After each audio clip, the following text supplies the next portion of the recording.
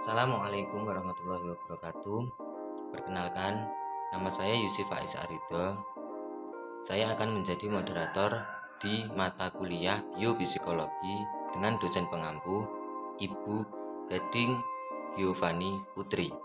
Ini saya tidak akan menjelaskan sendiri secara detail, tapi ada dua teman saya, yaitu yang pertama Sarmila Umi Maisaroh, yang kedua yaitu Zalfa Faidatu Kamila. Dari kali ini kita akan membahas tentang yang pertama yaitu stimulus gustatori, yang kedua yaitu anatomi lidah, yang ketiga yaitu mekanisme sistem gustatori, yang terakhir yaitu kerusakan pada sistem gustatori. Ini saya akan menjelaskan tentang stimulus gustatori. Stimulus gustatori adalah suatu bentuk komereseptor langsung dan merupakan satu dari 5 indera tradisional yang merujuk pada kemampuan mendeteksi rasa suatu zat seperti makanan ataupun racun. Pada manusia dan hewan vertebrata lainnya, indera pengecapan terkait dengan indera penciuman pada reseptor otak terhadap rasa.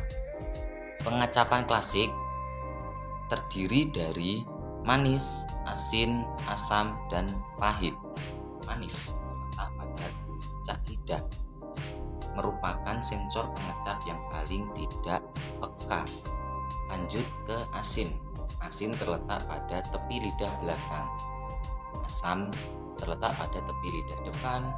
Pahit terletak pada pangkal lidah, merupakan sensor pengecap paling peka karena sebagai peringatan tubuh.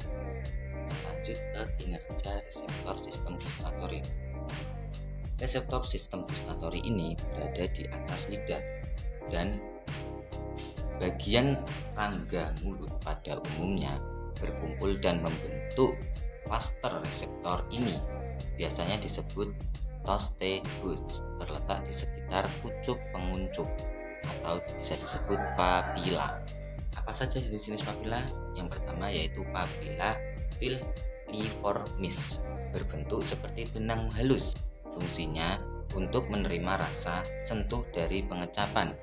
Yang kedua yaitu papila circumvallata, berbentuk bulat tersusun seperti huruf V di belakang lidah. Fungsinya untuk membantu memegang makanan. Yang ketiga yaitu papila fungiformis, berbentuk seperti jamur. Fungsinya untuk membedakan rasa. Kita lanjut ke materi yang kedua yaitu anatomi lidah.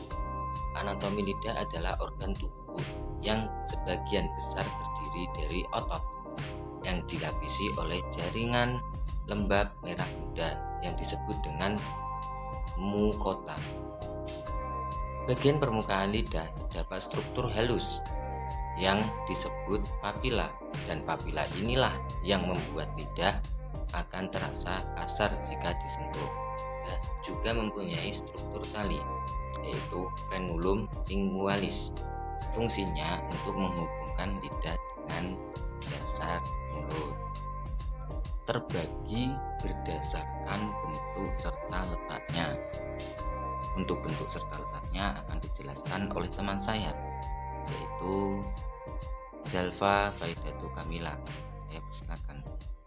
Saya Zalfa Faidatun Kamila akan melanjutkan memaparkan materi yang sebelumnya disampaikan oleh rekan saya yaitu Yusuf Faiz Arido tentang bagian-bagian dari lidah.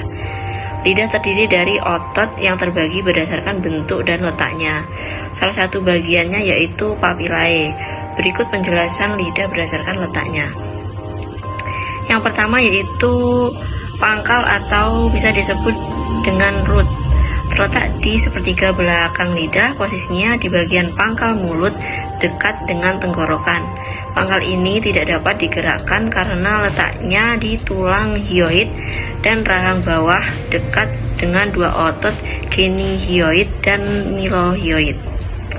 Yang kedua yaitu tubuh lidah atau bisa disebut dengan body, berada pada 2/3 bagian lidah lainnya dan bagian ini bisa digerakkan secara bebas serta bertanggung jawab atas beberapa fungsi lidah. Yang ketiga yaitu ujung atau puncak lidah terletak di bagian depan sehingga dapat bergerak dengan lincah. Yang keempat ada dorsum, bagian yang permukaannya terlihat sedikit lebih naik dari badan lidah, memiliki alur V di bagian atas yang disebut dengan terminal sulcus. Dan yang terakhir yaitu permukaan inferior, yaitu terletak di bagian penting berkemampuan untuk visualisasi vena yang memungkinkan penyerapan obat-obatan dengan cepat. Materi yang ketiga yaitu mekanisme sistem gustatori. Mekanisme sistem gustatori dimulai dari apa yang dimakan sebagai stimulus masuk ke dalam mulut dan bercampur dengan air liur dan akan diterima oleh reseptor gustatori. Letaknya bergantung pada rasa yang akan diterima.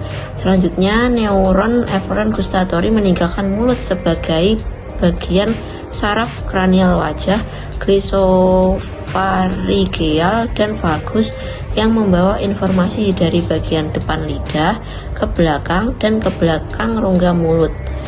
Dan serabut ini berakhir di nukleus cusoliter dari medula yang bersinapsis. Di neuron ini berproyeksi ke nukleus posterior ventral thalamus.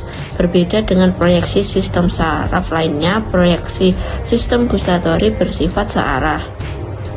Jadi, rasa tertentu dikode di otak oleh profil aktivitas dikelompokkan neuron. Kemampuan mengecap seseorang bergantung pada hal-hal berikut ini. Yang pertama yaitu faktor individual, contohnya pada kesehatan seseorang. Yang kedua, nilai ambang, contohnya batasan toleransi berdasarkan kebiasaan seseorang. Dan yang ketiga yaitu konsentrasi, contohnya jika seseorang sering mengonsumsi makanan asin, maka makanan tersebut tidak akan terasa asin. Baik, di sini saya Sarmila Umasara dari kelompok 7 yang akan menjelaskan tentang kerusakan pada sistem gustatori. Kerusakan pada sistem gustatori atau yang biasa disebut dengan ageusia yaitu ketidakmampuan seseorang dalam mengecap atau merasakan sesuatu yang sedang ia makan. Penyakit ini terjadi karena faktor usia seseorang yang semakin tua, atau bisa juga terjadi karena seseorang tersebut mengalami gagal otak. Selain ageusia, penyebab tidak berfungsinya yaitu karena seseorang tersebut memakan atau mengonsumsi makanan yang mengandung nikotin, kekurangan vitamin A dan B, tumor otak, dan seseorang tersebut sedang mengalami atau terkena radiasi yang berlebih. Selain adanya kerusakan pada sistem gustatori, ada juga beberapa gangguan lidah. Di antaranya yaitu luka pada lidah, gangguan pertumbuhan, perubahan warna, luka dan benjolan. Yang terakhir adanya rasa tidak nyaman pada lidah. Selain beberapa gangguan tersebut, ada juga beberapa penyakit diantaranya yaitu leukoplakia, yaitu bercak putih yang timbul di permukaan lidah. Penyakit ini disebabkan pada seseorang yang sering merokok atau minum minuman beralkohol. Yang kedua ada candidiasis. Ini biasanya disebabkan oleh jamur Candida albicans. Penyakit ini terjadi karena seseorang memiliki daya tahan tubuh yang lemah atau sedang menjalani pengobatan dengan steroid. Yang ketiga, ada kanker mulut.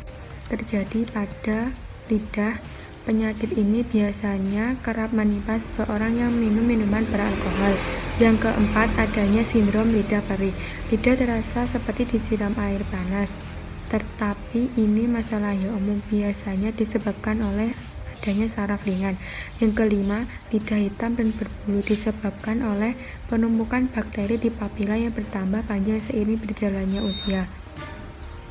Yang keenam, ada glossitis atrophy.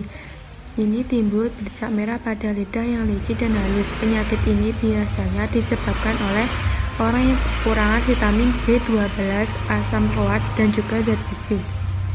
Kesimpulannya dari pengertian stimulus gustatory adalah salah satu bentuk komereseptor dari 5 indera tradisional yang merujuk pada kemampuan untuk mendeteksi suatu zat seperti makanan dan racun. 5 indera yaitu manis, asam, asin, pahit, dan umami. Reseptor gustatory ini disebut juga dengan taste buds yang terletak di sekitar papila.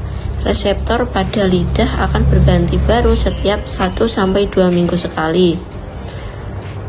Dan semakin tua reseptor pengecap, maka akan tidak peka terhadap rangsangan.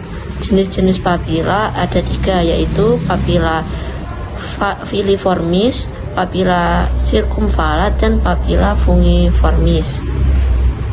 Anatomi adalah otot yang dilapisi jaringan lembab merah muda yang disebut dengan mukosa.